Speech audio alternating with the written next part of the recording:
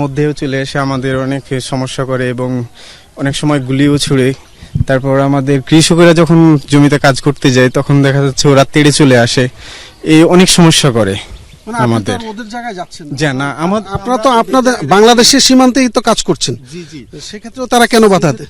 দেখা যাচ্ছে ওরা বাধা সৃষ্টি করে যাতে আমরা ওদিকে না যাই বা আমাদের ফসলের জমিতে না যেতে পারি বা না নিয়ে আসতে পারি, এবং আমাদের ফসলের অনেক ক্ষতি সাধন করে ওরা আবার নিয়ে যায়।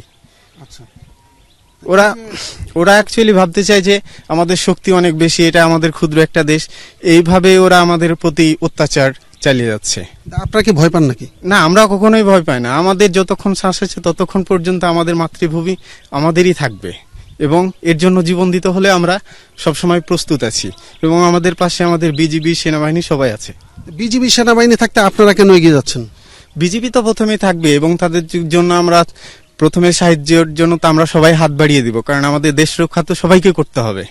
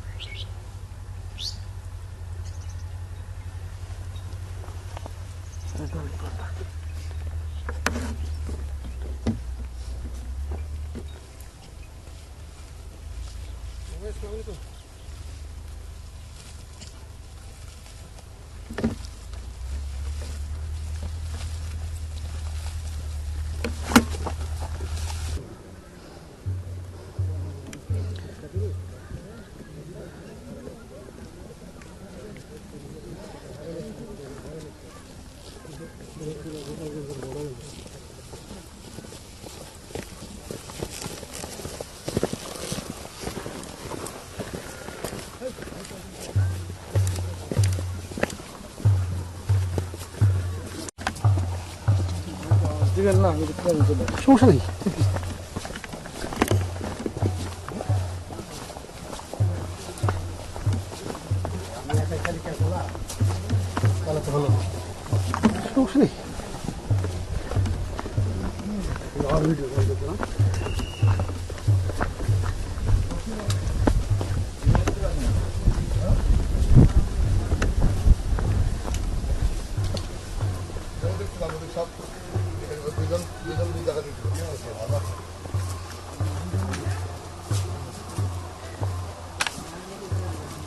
একবারে কি যাবে সবাই?